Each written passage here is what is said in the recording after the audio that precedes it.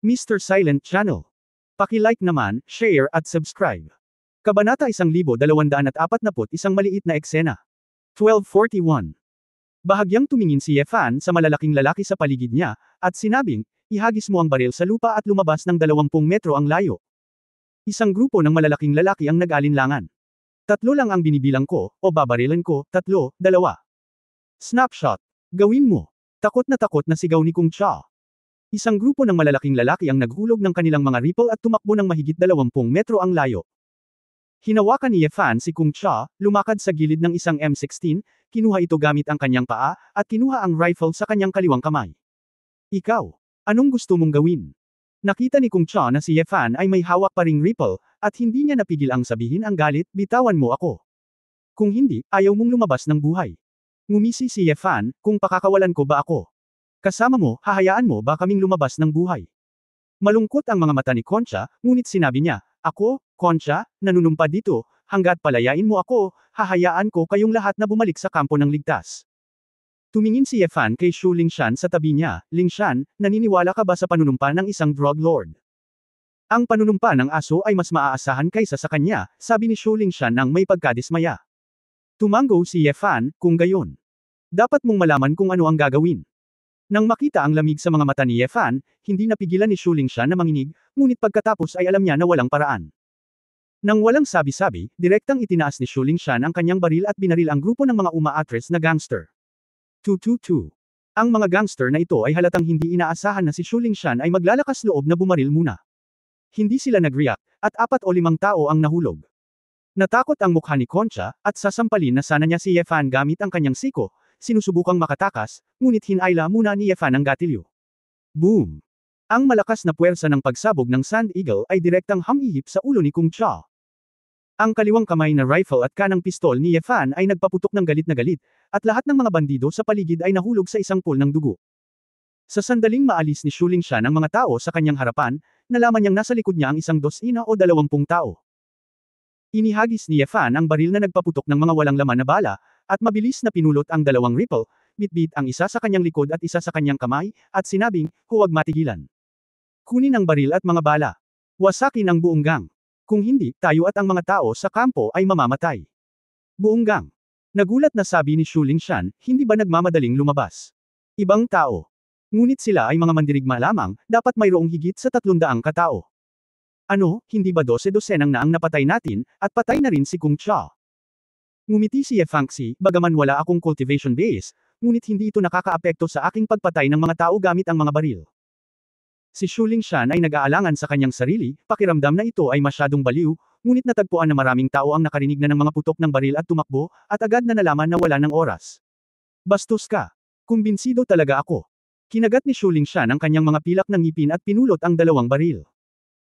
Ang iyong pagiging mahusay sa pagbaril ay hindi kasing husay ng sa akin, kaya pumunta ka sa Hilaga upang akitin sila sa daanan na iyon, at pupunta ako sa bubong. Mabilis na nag-utos si Yefan at naunang tumakbo sa isang gusali. Nagalit si Shu Lingshan saglit, ano ang ibig sabihin ng, hindi kasing husay niya ang pagiging mamarkahan. Sila ay naging kalahating matanda na, at ang kanilang mga base ng paglilinang ay wala na, at labis pa rin nilang minamaliit ang mga tao. Nakakainis kaya. Ang pangunahing punto ay siya ay isang babae pa rin, at hiniling pa niya ang isang babae na maging Kane. Ngunit wala siyang pagpipilian, kaya kailangan niyang sundin ang utos ni Yefan, nagpaputok ng ilang putok, at tumakbo sa isang daanan. Hindi man lang nag-isip ang mga gangster na iyon, at nang may makita silang babaeng nang aasar sa kanila ay agad silang sumugod. Sa oras na ito, si Yefan ay nababaliw mula sa bubong, at ang kanyang rifle ay na-strafing. 2222. Gitling. Napakahirap ng posisyon ni Yefan. Hindi nakita ng mga bandido kung nasaan si Yefan sa unang pagkakataon, at binaril sila ng mga rifle. Habang hinahanap ng natitirang mga gangster ang posisyon ni Yefan, muling binago ni Yefan ang magazine, at mula sa ibang anggulo, isa pang putok ang ginawa sa likod nila. Wala pang 20 segundo, 12-dosenang gangster ang nahulog lahat sa aisle. Bumaba si Yefan mula sa itaas, mabilis na kinuha ang ilang magazine, at sinabi kay Shu Lingshan, na nagtatago sa likod ng gusali, umakyat sa bubong, ang M16 ay may epektibong hanay na 600, at direkta nating babarilan ang mga sniper na nasagasaan. Patayin! Si Shu Lingshan ay isa ring sanay na sundalo mula sa Dragon Soul, ngunit sa sandaling ito, hindi niya kayang sabayan ang ritmo ng pakikipaglaban ni Yefan, kaya hindi niya maisip ang tungkol dito, kaya hanggang sa bubong na lang siya nakasunod. Sa mga oras na ito, naging magulo ang lugar kung saan nakatalaga ang drug lord gang, at may mga taong tumatakbo sa paligid. Si Yefan ay walang awa at mahinahon, at sa bubong, binaril niya ang isa-isa, patuloy na pinapatay ang mga gangster na nagsisikap na makaganti. Hindi lang iyon, sumigaw din si Yefan paminsan-minsan, patay na si Kung Cha. Hatiin ang ari-arian. Patay na si Kung Cha. Nang marinig ang balitang ito, maraming tao na orihinal na naudyukan ng mga interes ay lumipat din. Ibang mga iniisip, simulan mong agawin ang pamana sa kampo, planong tumakas. Sa ganitong paraan, walang gaanong tao ang dumating upang mamatay. Kinakabahang itinutok ni Shu Lingshan ang baril ng mahabang panahon, nalaman lamang niyang walang dumating, at siya ay napanatag. Paglingon niya, nalaman niyang hindi alam ni Yefan kung saang bangkay ito galing, at nakakita siya ng tabako at nagsisindi ng tabako doon. Malaya pang maghanap ng sigarilyo ang lalaking ito. Nang makitang galit na nakatingin sa kanya si Shu Lingshan, ngumiti si Yefan, kapag natapos na ang kaguluhan, magmaneho tayo ng kotse at bumalik sa kampo. Kailangan mo bang paglaruan ang puso mo ng ganito? Nagreklamo si Shu Lingshan. Medyo inosente si Yefan at nagsabi, maliit na eksena lang, makinig ka sa utos ko, ligtas na. Ikaw. Si Shu Lingshan ay nabulunan at hindi makapagsalita. Para kay Yefan, ito ay talagang isang maliit na eksena, at tama siya. Hindi nagtagal at nagpatayan ang buong gang ng mga drug lord at nagagawa ng ari-arian, na naging sanhi ng gulo. Ang isang malaking bilang ng mga manggagawa, nang makita ito, ay nagsimulang tumakas. Si Yefan ay humihit-hit ng tabako ng maluwag. Hindi siya interesadong makisali sa magulong sitwasyong ito. Sa halip, laminggaling si Shu Lingshan paminsan-minsan, natatakot na baka may umatake. Habang unti-unting hamupo ang eksena at paunti-unti na ang mga tao sa kampo, maririnig sa di kalayuan ang tunog ng mga propeller ng helicopter. Bang bang bang, ang mabilis na lumapit ang helicopter, at isang lalaki at isang babae ang tumalon pababa mula rito. Ang puting lalaki ay gwapo, nakadamit ng aristokratikong serbisyo, na may espada sa kanyang baywang. Ang babae ay nakasuot ng itim na katad, na may maluwag na buhok at mausok na pampaganda, puno ng pagkabulok. Nang makita ni Yefan ang 2 taong ito, ang kanyang puso ay kahanga-hanga, at lihim siyang sumigaw na hindi ito maganda. May namiss pa ako. Hey G, maganda ang ginawa mo. May paraan ang iyong soul track ang magic. Sa pagkakataong ito, marami kang gagantimpalaan. Ang maharlikang tao ay malamig na inilibot ang kanyang mga mata patungo sa gusali kung saan naroon si Yefan. Walang ekspresyong sinabi ni Heije, karangalan kong pagsilbihan si Prince Frederick. Ha. Sabi nga. Hinugot ni Frederick ang magic sword sa kanyang baywang, at ang silver gray na mahiwagang enerhiya ay biglang sumabog, naging lightsaber na higit 10 metro ang haba. Nakita ko si Frederick na marahas na umindayog, at ang magic sword ay parang isang silver wave ng kamatayan, direktang pumatay sa 12-12 ng tao sa harapan nila na hindi alam kung ano ang nangyayari. Lucifer. Huwag kang magtago. Ako, Frederick, pupunta para patayin ka ngayon. Naglakad si Frederick patungo sa kinaroroonan ni Yefan na may malungkot na mukha. Kabanata 1242 Aling Paa. 1242. Pinanood si Frederick na lumapit, hindi natakot si Yefan. Si Shu Lingshan sa gilid ay nagulat sa kapangyarihan ng magic sword. Ito ay isang hindi maisip na larawan. Ang isang tao sa mundo ay maaaring pumatay ng mga taong tulad nito. Ang napakalaking mahiwagang lightsaber ay parang isang mahiwagang eksena sa isang pelikula. Lingshan, salamat sa pag-aalaga sa akin itong mga araw na ito. Talagang masaya akong makita kang muli. Lumingon si Yefan at ngumiti sa babae. Saglit na natigilan si Shu Lingshan, bahagyang nabalisa, ikaw. Bakit mo ito pinag-uusapan? Sino ang taong iyon na dumating para patayin ka? Paano kanya nahanap? Huli na para magpaliwanag, matigas na sabi ni Yefan, tumakbo ka kaagad pabalik. Ang target niya ay ako, kung tatakbo ka ng mabilis, siguradong makakaligtas ka. Gusto mong iwan kita mag-isa. Galit na sinabi ni Shu Lingshan, hindi ako ganoong klase ng tao. Mapait na ngumiti si Yefan, alam ko, hindi ka ganoong uri ng tao. Ngunit hindi ngayon ang oras para kumilos ng may galit. Mas mabuting mamatay ng magkasama kaysa mamatay ng magkasama. Mabuhay sa susunod. Namumula ang mga mata ni Shu Lingshan, mahigpit na kinuyam ng kanyang kamay ang kanyang ripple, at nagngangalit ang kanyang mga ngipin, handa ka bang maghintay na mamatay ng ganito?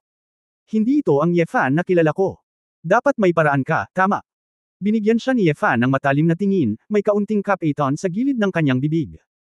Hindi rin siya Diyos, at hindi siya palaging makakahanap ng paraan upang mabuhay sa isang desperadong sitwasyon. Nang siya ay naging demonyong espadang purgatorio, handa na siyang mamatay. Sa hindi inaasahang pagkakataon, nakaligtas si Salie, na humarap sa demonisasyon, ngunit sinamantala ng kasuklam-suklam na taong si Frederick. Hindi nakipagkasundo si Yefan, ngunit wala siyang pagpipilian kundi gawin ang lahat, subukan muna para mabuhay si Shu Lingshan. Kung paano niya haharapin si Frederick, si Yefan ay ganap na walang kaalam-alam. Huminga ng malalim, tumakbo si Yefan ng mabilis, niyakap ng mahigpit si Shu Lingshan, at hinalikan ang noo ng babae. Pumunta ka. Mas malayo ka tumakbo, mas mabuti. Ang kalaban sa pagkakataong ito ay hindi mo maiisip. Kung mananatili akong mag-isa, maaaring may pagkakataon na mabuhay. Matatag na sabi ni Yefan, anuman ang mapurol na tingin ni Shu Lingshan. Habang hawak ang baril ay mabilis siyang tumakbo pababa. Sa oras na ito, ang base ng Drug Lord Gang ay bumagsak at nagkalat sa dugo, at walang sinuman. Hinawakan ni Yefan ang kanyang baril at naglakad patungo kay Frederick. Haha! Tumawa si Frederick na may labis na ekspresyon sa kanyang mukha, pabirong sinabi, Lucifer, mayroon ka rin ngayong araw. Talagang naging sayang ka. Alam ni Yefan na ang kasalukuyang sarili, kahit na ang espada ng kalaban ay hindi maaaring tumigil. Sa makatuwid, maaari lamang itong dein, hindi isang mahigpit na kaaway. Ang pangunahing layunin ay antalahin ang oras at bigyan ng pagkakataon si Shu Lingshan na makatakas. Ginawa ko ang lahat ng kalkulasyon, ngunit hindi ko inaasahan na makikinig si Heiji sa iyo, Frederick, tila minamaliit kita. Casual na nagsalita si Yefan tungkol sa paksa. Alam ni Frederick na may pagkakataon siyang manalo, kaya hindi siya nag-alala tungkol sa mga panlilinlang ni Yefan, at sinabing may panunuya, ikaw ang bahala. Karapat-dapat na maliitin ang prinsipe na ito. Paano ka magiging kalaban ko? Hayaan mong maging mapalad ka at linangin ang iyong magulo na mga kasanayan, ngunit iyon ay swerte lang, ngayon ay nagmumukha kang isang basura, na kung ano ang dapat mong maging. Tinutukan ni Yefan si Heiji, na kanina pa tahimik. Ay nagsabi, Tita Heiji, gayon paman, ikaw ay kapatid ng aking Panginoon, hindi na kailangang linlangan ako ng ganito. Nagtatampo na sinabi ni Heiji, anak, kung tawagin mo akong tiya ulit, aakyat muna ako at bugbugin ka. Ngumiti ng masama si Frederick, Lucifer, hindi mo ba naiintindihan? Ang organisasyon ng Shenyin ng Escape Alliance ay nanunumpa ng katapatan kay Victoria. Si Heiji ay isang Shenyin, kaya natural na kailangan niyang makinig sa mga kaayusan ni Victoria. Ay napakalapit ng relasyon ni Victoria. Sa pagkakataong ito ay si Victoria na, hayaan mo akong tulungan ni Heiji na mahanap ka, at ganap na mawala ka, ang mabahong brat na nagpahiya sa kanya. Hinusot ni Yefan ang kanyang mga mata, ngunit alam niyang si Heiji ang namatay kay Niewuyo, iyon ay, ang nasasakupan ng kanyang ina. Gayunpaman, hindi siya maniniwala na ang aksyon na ito ay talagang iniutos ni Niewuyo. Sa paghusga sa kanyang karanasan, si Frederick ang sadyang nagsasabi ng mga katagang ito para pukawin siya. Gayunpaman, medyo naguguluhan din si Yefan kung bakit naglakas loob si Heiji na lampasan si Niewuyo at direktang tulungan si Frederick na mahanap siya. Bakit, hindi ka naniniwala? Nang makitang hindi nagalit si Yefan, nakaramdam ng hindi kasiyahan si Frederick, ang iyong pag-iral ay isang kahihiyan para kay Victoria. Hindi na siya makapaghintay na yakapin ka at balatan ka. Napabuntong hininga si Yefan, sinabing may mahinang ngiti, talaga. Galit na galit sa akin, kaya bakit hindi siya pumunta at patayin ako ng personal? Ikaw lang. Karapat-dapat din kay Victoria na siya mismo ang gumawa nito. Malamig na tumitig si Frederick, ang demonyo sa kanyang kamay ang espada ay pumailang lang ng maliwanag. Baliin ko muna ang braso mo. Nang makitang babarilan na ni Frederick, narinig niya ang tunog ng putok ng rifle sa likod ni Yefan. Isang shuttle ng mga bala ang pinaputukan sa katawan ni Frederick sa makapal na paraan. Gayunpaman, bago umabot kay Frederick ang mga bala, lahat sila ay kontrolado ng mental barrier at nasuspine sa hangin. Hawak ang isang rifle, si Shu Lingshan ay nakatayo roon, nakatitig sa mga bala na nakasabit sa hangin, at ulong, ito. Paano ito? Biglang tumalikod si Yefan, at nagtanong sa nagniningas na tono, ano ang ginagawa mo? Hahayaan kitang tumakbo. Hindi nakakumbinsi ang sinabi ni Shu Lingshan, bakit?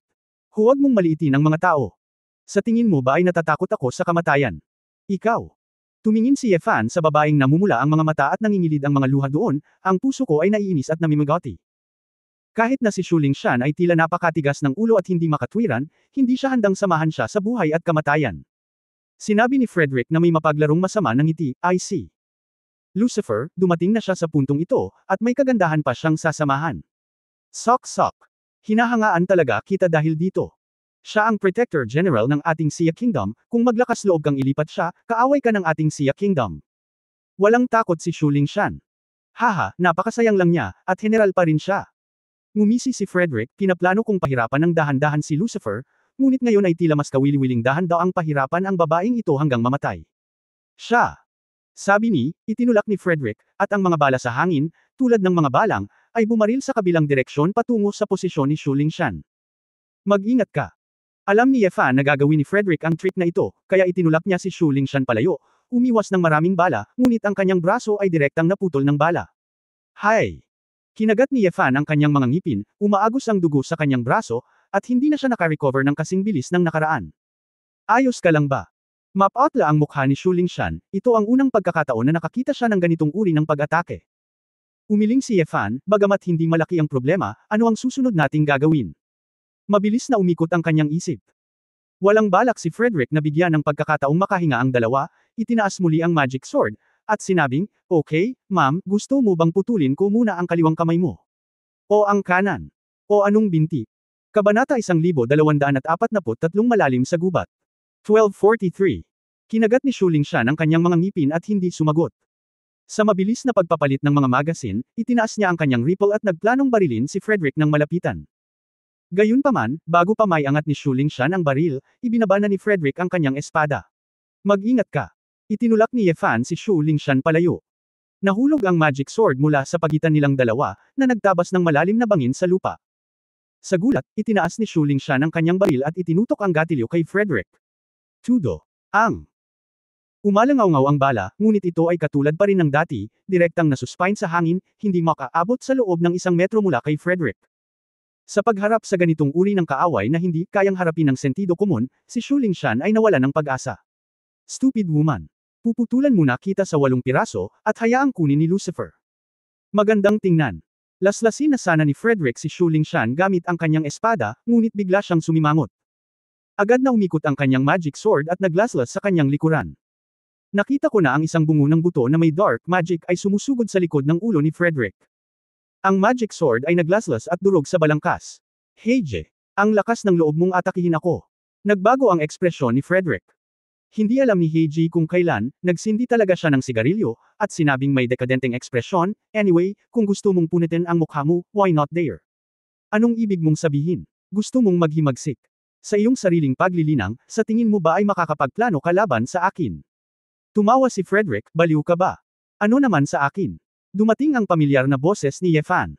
Napatingin si Yefan sa helicopter nang may pagtataka, ang helicopter pilot na nakasuot ng helmet at dahan-daang bumaba. Nang tanggalin niya ang kanyang helmet, ang nakitang mukha ay ang Black Emperor. "Guru." Kahit na nagulat si Yefan, mas masaya siya. Ang He Huang ay tumingin kay Yefan na medyo walang magawa, "Ikaw brat. Sinasabi ng mga tao na kung hindi ka mamamatay, magkakaroon ka ng swerte. Paano ka magiging miserable?" Nagulat si Shu Lingshan, at tumingin sa Black Emperor at Yefan. "Siya ba ang iyong Panginoon?" Napangiti si Yefan, "Oo. Pero karamihan sa kung fu ko ay hindi niya itinuro." Si Shu Lingshan ay nalilito at hindi maintindihan kung ano ang ibig sabihin nito.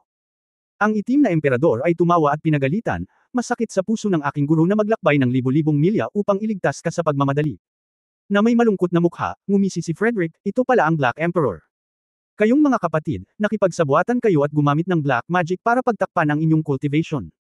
Nandito ba kayo para iligtas si Lucifer mula sa akin? Heije. Minimaliit ko talaga ang kakayahan mo, ngunit hindi mo maiisip na ang magkapatid ay nagsanib puwersa para maging kalaban ng aking magic sword. Kung hindi mo susubukan, paano mo malalaman?" Napabuntong hininga si Heiji. Hinawakan sa kawalan gamit ang isang kamay, at biglang nabuo ang isang itim na puyo ng tubig. Bagyo ng sirang espiritu. Ang. Agad na kumalat ang itim na puyo ng tubig, na bumubuo ng isang malakas na dark cyclone, na mabilis na hamampas kay Frederick. Hindi naman natatakot si Frederick. Ang kanyang paglilinang ay mas mataas kaysa sa Heiji at He Huang.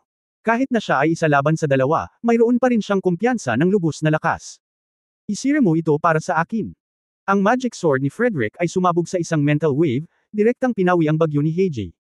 Sa sandaling ito, ang Black Emperor ay umikot na sa likod ni Frederick, na naglalabas ng marangal na gininto ang tunay na enerhiya mula sa kanyang katawan. Tuwang-tuwa si Yefan nang makita niya ito mula sa likuran. Ang Black Emperor ay tila nasira ang konsentrasyon at napunta sa kaharian ng Lycan, kaya ang espiritual na enerhiya ay nabago sa totoong enerhiya. Kahit na ito ay mas mababa kay Frederick, hindi bababa sa maaari itong magdulot ng sapat na banta kay Frederick. Nakita ko ang mga braso ng itim na emperador na itinulak ng marahas, at biglang naging daan-daang mga palm print. Ang golden palm print ng 100-armed Vajra palm ay sumambulat, parang baha ng mga hayop. Napagtanto din ni Frederick na ang Black Emperor ay nakarating na sa kaharian ng Lycan, kaya nagbago ang kanyang ekspresyon at nagmamadaling pinalakas ang kanyang mental shield. Bang bang bang. Ang. Nakakabingi ang siksik na tunog ng pagsabog. Ang print ng palad ay nakaprint sa mental shield, kaya hindi nakatulong si Frederick na umatras. Damn it. Galit na galit si Frederick. Hindi niya inasahan na ang Black Emperor ay bumuti ang kanyang lakas. Hindi sinasadyang nahulog siya sa isang passive na sitwasyon. Nang makita ni Heiji na ang Black Emperor ay may kalamangan sa pagsugpo, isang lumalakas na black-gray na magic energy ang biglang lumitaw mula sa kanyang likuran. Para sa isang oras, ang buong bukas na espasyo ay tila natatakpan ng isang layer ng itim na ambon. Mga kuko ng kaluluwa. Iniunat ni Heiji ang kanyang kamay patungo kay Frederick, at ang isang itim na kuko, na tila pupugutan ng puso, ay tumangay sa layong mahigit 10 metro at dumiretso sa likuran ni Frederick. Sayang at mas malakas pa ang mental power ni Frederick. Bagamat napailing siya, pinigilan pa rin niya ang hakbang na ito. Naramdaman ni Frederick na siya ay pinag-double-teamed bago at pagkatapos, at ang sitwasyon ay hindi maganda, kaya hinampas niya ang isang espada upang piliting pabalikan ang itim na reyna, at diretsyong inihampas ang isang espada sa posisyon ni Yefan. Ang liwanag ng espada ay biglang tumaas ng higit sa 10 metro, kasing kapal ng isang malaking silver-gray na kabaliwan. Ang Black Emperor ay gumawa na ng pag-iingat at nagpakita sa harap ni Yefan, hawak ang bola sa kanyang mga braso, at isang kalasag ng primordial chi na tila umaagos na parang tubig, na nakaunat sa kanyang harapan. Boom! Ang magic sword light ay tumama sa kalasag kung saan ang tunay na enerhiya ay naipon, at ang Black Emperor ay napaatras ng 3 hakbang, ngunit halos hindi ito naharang. Sa pagkakataong ito, si Frederick ang nagkusa. Umungol siya, at nagsimulang sumabog ang mental energy sa kanyang katawan. Isang malakas na pagbabago sa pag-iisip ang naging dahilan para hindi komportable at nahihilo ang Heiji sa likod niya. Ang paglilinang ng itim na emperador ay kakapasok lamang sa Lycan, at siya ay nasa entry stage pa lamang. Hindi sapat na hadlangan ng espiritual na kapangyarihan ni Frederick. Buong pagmamalaki ni Frederick, sa iyo, pinapatay mo lang ang iyong sarili. Yefan, takbo! Hawakan natin siya dito. Sigaw ng Black Emperor. Bagamat si Yefan ay puno ng pagdududa, alam na niya ngayon na hindi pa ito ang oras para magsalita, at ang pananatili sa likod ay hihila lamang sa Heiwang Heiji pababa. Mabilis niyang hinayla si Shu Lingshan at tumakbo papunta sa isang kotse. Paanong hinayaan ni Frederick na lumipad ang pinakuloang pato? Tumakbo. Delusional. Ang espada ni Frederick ay tumama sa lupa at tumama sa layo na 12-12 ng metro. Natigilan siya ng hatiin sa kalahati ang pick-up na dadalhin ni Yefan at ng dalawa. Nang masira ang sasakyan, huminto si Yefan sa parehong lugar, ngunit talagang nakatayo. Galit na galit si Heiji nang makita niya ito, bahong-baho. Tumakbo ka. Wait to die. Gusto mo bang samahan ka naming mamatay nang wala lang? Gayunpaman, hindi pa rin kumikibo si Yefan, ang kanyang mga mata ay medyo komplikado. Tawa ng tawa si Frederick, Lucifer. Tama ka. Ngayong araw kailangan mong mamatay lahat. Tumatakbo, walang intensyon. Nasabi lang niya ang mga salitang halfway through, naramdaman ni Frederick na may mali. Umuungol. Hindi ko alam kung ano ang nangyari, ngunit sa tropikal na kagubatan sa kanluran, may kakaibang tunog, na parang may napakalaking bagay na tumatakbo sa lupa. At sa ibabaw ng rainforest na iyon, napakaraming mga ibon na nakakalat, sa ilalim ng lupa, at mga hayop na tumakbo ng ligaw. May nakita ring mali sina Heiwang at Heiji. Tumingin sila sa kanluran nang may pagtataka at narinig ang boses na paunti-unting lumilinaw. Kung ganoon, ano iyon? Natigilan si Frederick nang makita niya ang behemoth na nagmamadaling lumabas sa tropikal na kagubatan. Isang napakalaking gininto ang ulo ng ahas na parang lokomotibo, na may nakataas na mga sungay ng laman sa tuktok ng ulo nito, at ang kaliski sa buong katawan nito ay kasing ganda ng ginto. Saan man ito mapunta, parang isang malaking bulldozer, mga puno at bato ay dinudurog at nasisira. Nang makita ang higanteng ahas na ito, ang Heiwang at Heiji ay parehong namutla, na nagpapakita ng pagtataka. Si Shu Lingshan ay labis na natakot kaya ang kanyang maselang katawan ay nanginig, na mas nakakatakot kaysa sa pagpunta sa larangan ng digmaan. Si Yefan lamang ang nagulat sa sandaling ito, tulad ng pagkakita sa mga kamag-anak na muling nagsama-sama pagkatapos ng mahabang pagkawala. Xiao Jin. Ang sigaw na ito ay nagpaluwa ng sulat sa higanteng ahas, at halatang tuwang-tuwa siyang makitang muli si Yefan. Kabanata 1244. 1244. Si Shu Lingshan, Heiwang at Heiji lahat ay tumingin kay Yefan nang may pagtataka. Ikaw, anong tawag mo dito? Hindi naglaan ng oras si Yefan para magpaliwanag, medyo nadurog ang puso niya, itong si Xiao Jin ay nakatitig sa kanyang nagising na bloodline ng dragon, at halos hindi siya kainin.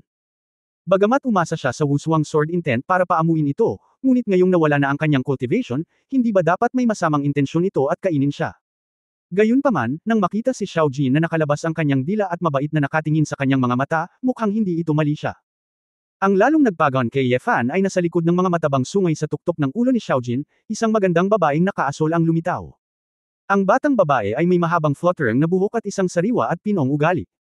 Siya ay may dalawang mahabang puting binti sa ilalim ng kanyang mainit na pantalon, na naglalabas ng mala-ivory na halo. Giggle, nakatayo sa ulo ni Xiao Jin, si Shilanyu ang tumawa na parang silver bell. Hindi nakakagulat na natagpuan ni Xiao Jin ang lugar na ito, si Shilanyu ay may isang rhinoceros gu. Bagamat hindi alam ni Yefan kung paano gamitin ang Rhinoceros Gu, nagawa ni Shilanyo na gamitin ang Rhinoceros Gu para maramdaman ang kanyang pag-iral. Ang magic sword na si Frederick ay bumalik sa kanyang katinuan ngayon, napagtanto na narito sina Shilanyo at Xiaojin para hanapin si Yefan, at biglang may mali sa kanyang puso. Lucifer. Mamatay. Binalak ni Frederick na patayin si Yefan bago dumating si Xiaojin. Ngunit nakita ni Yefan ang pag-asa na mabuhay sa sandaling ito, at handa na siya. Bago pa siya ma-attack ni Frederick, tumakbo na siya sa direksyon ng Black Emperor. Alam ng Black Emperor na darating ang malakas na suporta, inipon niya ang kanyang tunay na diwa, at muli ay pilit na pinalapot ang isang kalasag na may halong kakanyahan upang harangan ang espada. Path. Ang dugo sa katawan ng Black Emperor ay nanginginig ng husto. Pagkatapos ng lahat, ang kanyang paglilinang ay hindi kasing ganda ng kay Frederick. Nagtamo pa rin siya ng internal injuries nang lumaban siya ng malakas. Ngunit sa kabutihang palad, ang bilis ni Xiaojin ay nakakagulat. Sa sandaling ito, nasira na niya ang bakod at sumugod sa larangan ng digmaan. Ang malaking ulo ng ahas ay naglagay ng tulad ng isang halo sa harap ni Yefan, direktang hamarang kay Frederick. Giggle, mahal, bakit ka nahihiya? Nang tumalon sila niyo mula sa ulo ng ahas, natural niyang naramdaman ang kasalukuyang sitwasyon ni Yefan at hindi niya maiwasang mapangiti ng may pagmamalaki, lumuhad ka at magmakaawa sa akin, at ililigtas kita. Kumusta ka sa apoy at tubig? Hindi rin nagalit si Yefan, sa sandaling ito ay talagang nagpapasalamat siya na dumating si Shilanyo upang iligtas siya mula sa libu-libong milya ang layo. Hindi ko piniling patayin ang babaeng ito sa pamamagitan ng kamay ng taksil ng Gugod Cult, ngunit mayroon pa rin akong magandang hangarin, at lahat ng bagay ay may sariling dahilan at epekto. Huwag kang malikot. Kung wala ako, paano ka pakikinggan ni Xiaojin? Umiling si Yefan. Ngumisi si Shilanyo, humph. Kung wala ako, hindi ka mahahanap ng Patronus. Nakita ni Frederick na nakikipag-chat pa rin si Yefan kay Shilanyo, at naramdaman niyang hindi siya pinapansin, at galit na galit siya. Lucifer, how dare you despise me? Maghintay hanggang sa mapatay ko ang ahas na ito, at pagkatapos ay patayin ka.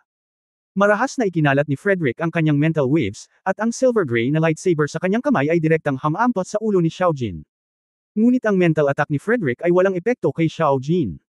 Nakita ko ang isang bakas ng paghamak sa berdeng mga mata ni Xiaojin, na nakaharap sa espadang humahampas dito, hindi niya ito naiwasan. Ang magic sword ay nahulog sa kaliskis ni Xiaojin, na pumutok ng mga paputok, ngunit hindi ito maaaring masira. Paano ito posible? Anong klaseng halimaw itong ahas? Nagulat si Frederick, at maging ang He Huang at He Ji ay hindi kapani-paniwala. Ngumiti ng masama si Yefan, matagal na niyang inaasahan na mangyayari ito. Pagkatapos ng lahat, sa kanyang orihinal na lakas, halos kailanganin niyang magwatak-watak upang ganap na talunin si Xiaojin.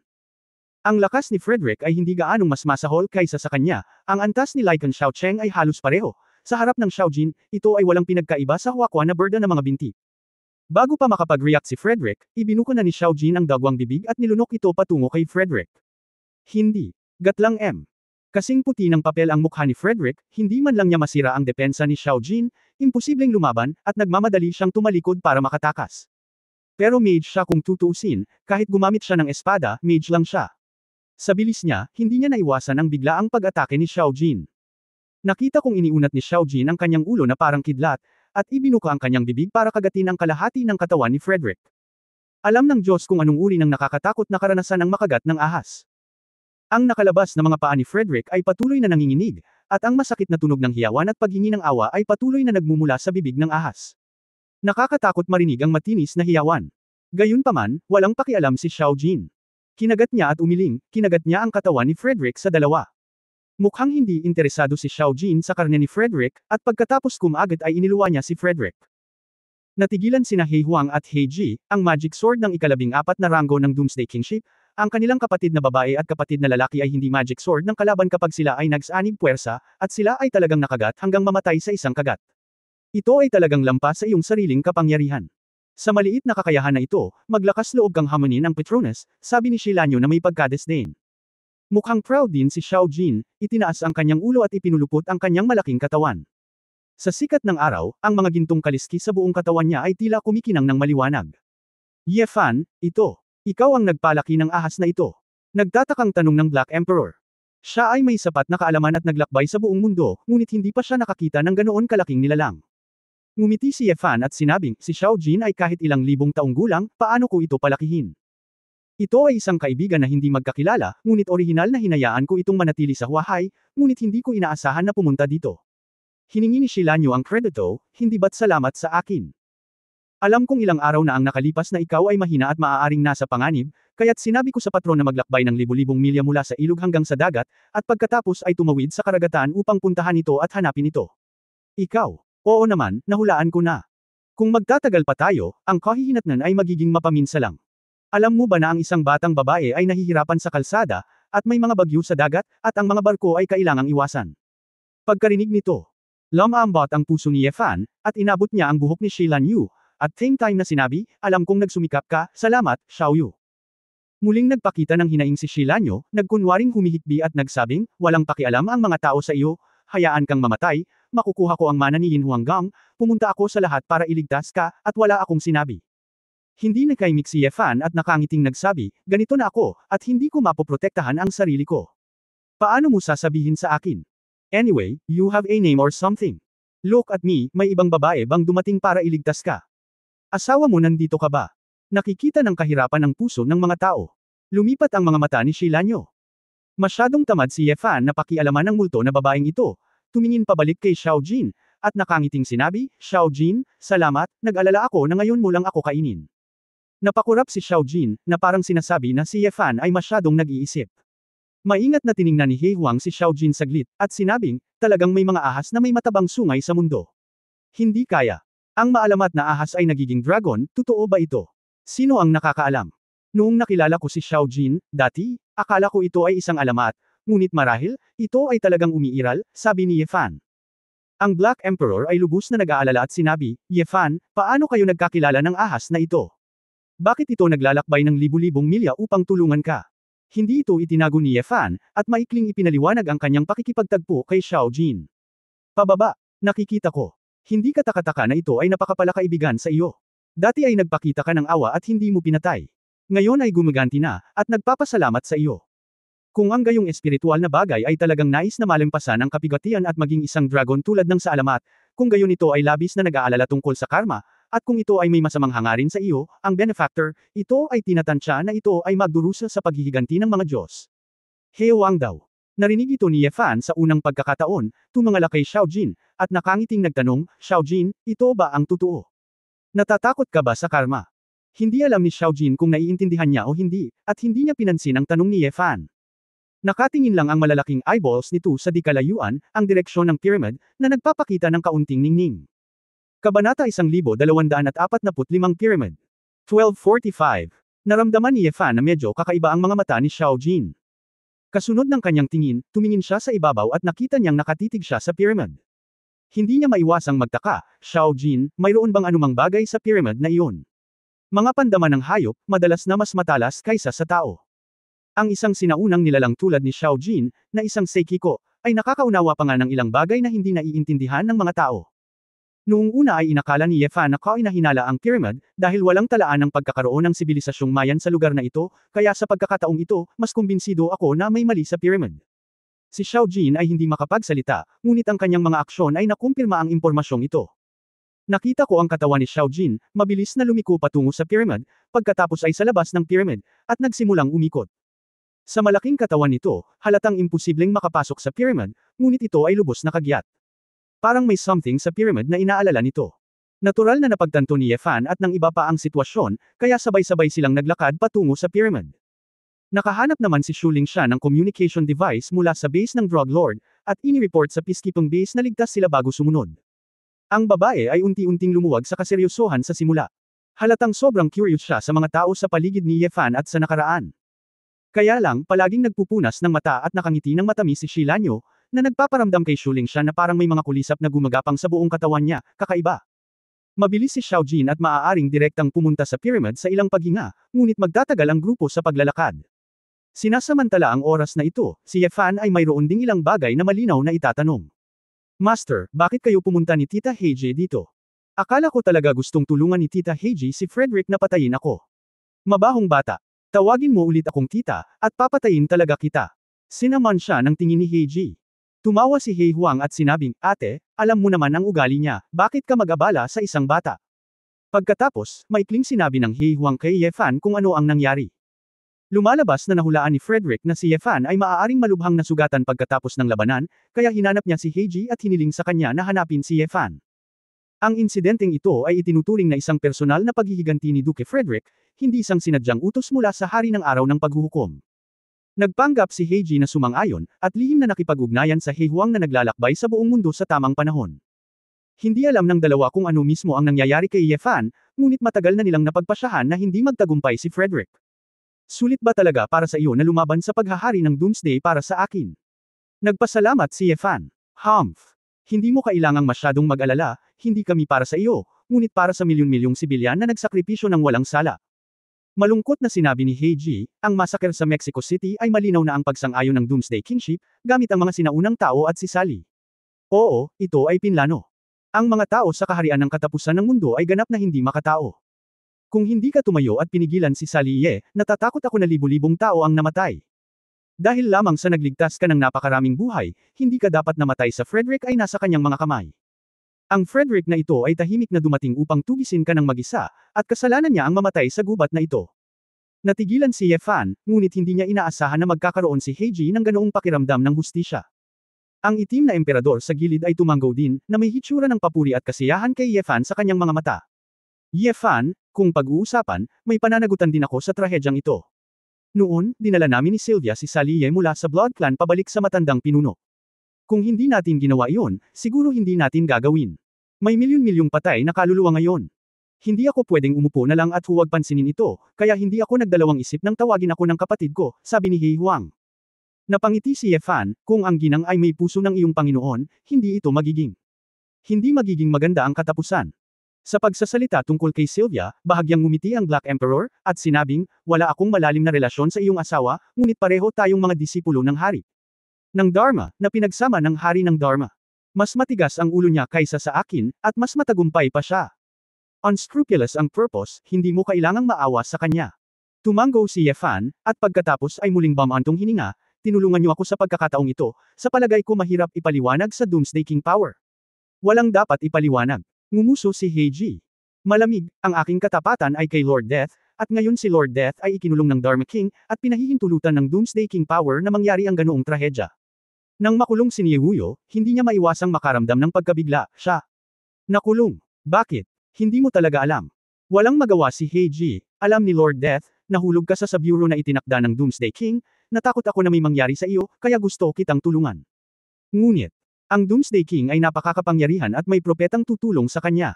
Matagal na niyang inaasahan na gagawa siya ng hakbang, kaya binawi ko siya sa kalahati. Kung pupunta siya upang tulungan ka, nangangahulugan ito ng pakikialam sa mga kaayusan ng hari ng Dharma, na itinuturing na hindi tapat, kaya't ang pagkakulong ay isang bagay na siyempre. Si Ye Fan ay nasa ulirat ng ilang sandali, na may halo-halong damdamin sa kanyang puso. Bagamat alam niyang walang intensyon si Niehuyo na saktan siya, hindi niya akalain na sasalungat si Niehuyo sa kalooban ng kanyang kabanalan para sa kanya. Ye Fan, ano ang kinalaman sa iyo ng pagkamatay ng Doomsday King Power 6? Bakit paulit-ulit kanyang gustong tulungan? Hindi maipaliwanag na tanong ni Heihuang. Ikinuyong ni Ye Fan ang kanyang mga kamao, at pagkaraang tumahimik sandali, sinabi niya, siya ang aking ina. Biglang nagbago ang ekspresyon ni Heihuang at Heiji, na nagpapakita ng pagkagulat. No wonder. Tumingin si Heiji kay Ye Fan na may kaunting pagkamangha. Sina Shilanyu at Shu Lingshan ay mayroon ding kakaibang ekspresyon sa kanilang mga mukha. Sila ang unang nakarinig tungkol sa ina ni Ye Fan. Sa oras na ito, ang grupo ay nakarating na sa gilid ng pyramid. Nang makita ni Xiao Jin ang lahat na dumarating, ang ulo ng ahas ay damaykit sa pyramid, ibig sabihin, at ang kanyang mga mata ay nagpakita ng pag-asa. Pansamantalang hindi pinansin ni Ye Fan ang natitira at nagtanong, Xiao Jin, pinapapasok mo ba kami? Anong meron dito? Tumanggaw si Xiao Jin, at sa pagkakataong ito ay sumagot na siya ng may katiyakan. Talagang psychic ang ahas na ito. Bumantong hininga ang Black Emperor. Iyon ay, pagkatapos ng lahat, ito ay ang patron saint ng ating Gugod sect, pagmamalaki ni Shilanyo. Nag-isip sandali si Ye Fan, pagkatapos ay lumingon kay Shu Lingshan at sinabing, Lingshan, bakit hindi ka muna bumalik sa base? Nasabi ko na sa mga tao sa base kanina, okay lang, wala na ang Kong Chagang, mas ligtas ang neighborhood, walang mangyayari sa base. Gusto ko rin malaman kung ano ang meron doon. Talagang interesado si Shu Lingshan. Pakiramdam niya ay palaging may mga hindi inaasahang bagay kay Ye Fan. Hindi na nagsalita pa si Ye Fan, lahat ay naglakad sa hagdan at pumasok sa loob ng pyramid. Ang pyramid na ito ay nasa tabi mismo ng base ng Drug Lord, at ang mga tao ng Concha ay natural na pumasok noon pa man. Pumasok si Ye Fan at ang kanyang partido sa loob ng 1 o 2 oras, tinitingnan ang bawat sulok. Napag-alaman na walang espesyal sa pyramid na ito. Lahat ng gamit sa loob ay dinala na. Ngayon ay naging bodega na ito ng drug lord gang, at punong-puno ito ng magugulong materyales. Matapos makumpirma na hinanap ang lahat, lumabas si Yefan at ang iba pa sa pyramid at lumabas. Xiaojin, wala sa pyramid na ito, nagkakamali ka ba? Tanong ni Yefan. Si Xiaojin ay nagmamadali sa sandaling iyon, at biglang ibinalik ang kanyang katawan, at pagkatapos ay hinampas ang isang malaking buntot ng ahas sa isang lugar ng pyramid. Boom! Ang bato ng pyramid ay hindi makayanan ang kakaibang puwersa ni Xiaojin, at biglang gumuho, lumitaw ang isang puwang.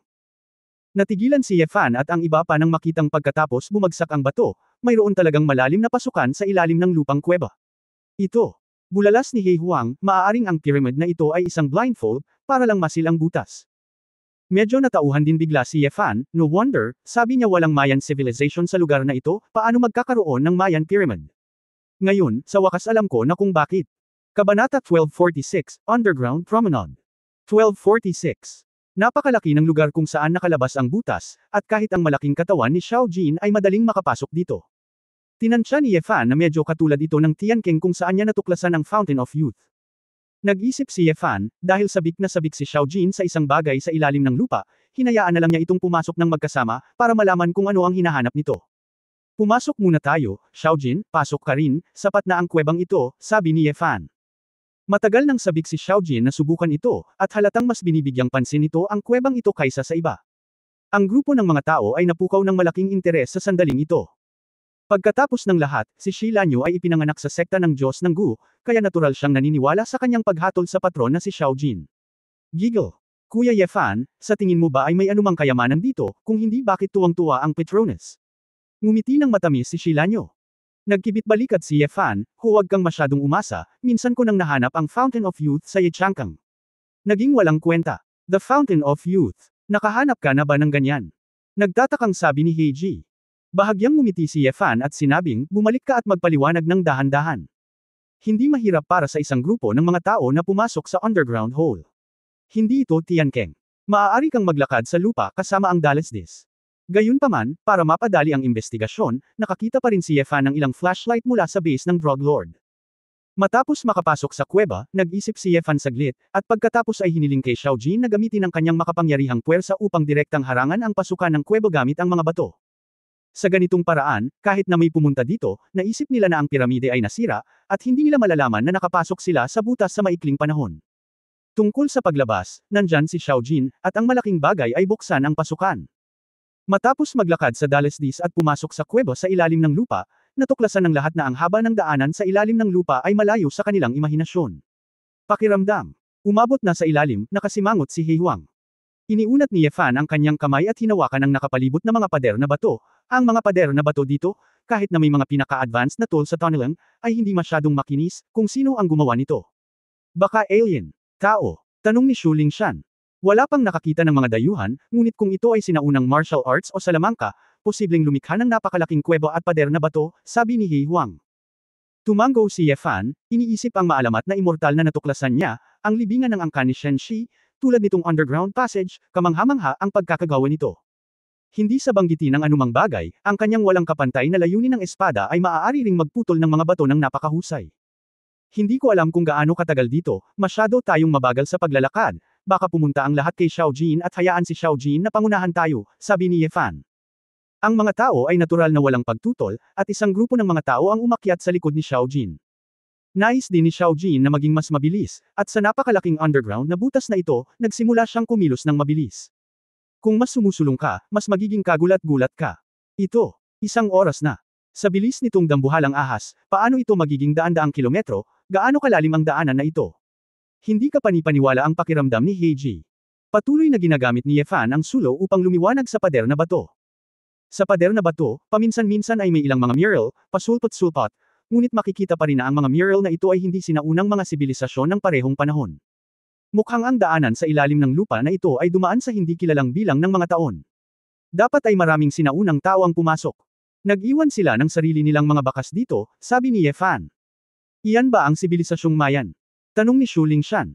Umiling si Yefan, hindi ko alam kung nakapasok dito ang sibilisasyong Mayan, ngunit ayon sa aking kaalaman sa ilang sinaunang sibilisasyon, may ilang mga sibilisasyon dito na mas matanda kaysa sa sibilisasyong Mayan. Mas matanda kay Maya.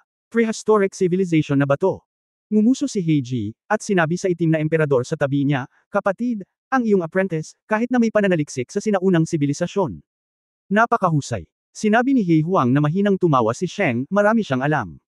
Hinayaan ko siyang magbasa ng maraming libro mula noong bata pa siya. Walang pakialam si Ye Fan kung maniwala si Heiji o hindi, gayunpaman, alam niya na ang kuwebang ito sa ilalim ng lupa ay may napakahabang kasaysayan. Kahit na ang ilang mga sibilisasyon dito ay hindi na itala sa mga aklat ng kasaysayan ng tao. Masyadong mahaba ang daanan na ito. Anong uri ng sibilisasyon ang nagbubukas ng napakahabang daanan sa ilalim ng lupa? Hindi makapaniwala si Shu Lingshan. Naalala ni Ye Fan ang isang bagay at naisip na basa ko na ang ilang mga libro dati, na nagtala ng ilang mahiwagang mga sipi at koridor sa ilalim ng lupa sa mundo. Halimbawa, sa Morona, mayroong isang underground tunnel na nakita. Sinasabing mayroong 4,000 kilometro. Mayroon ding 1,000 kilometro ng mga koridor sa ilalim ng Andes, bilang karagdagan sa mga koridor sa ilalim ng lupa ng Guatemala, mga koridor sa ilalim ng lupa ng Altai Mountains, ang mga kuweba sa ilalim ng lupa sa Namibia.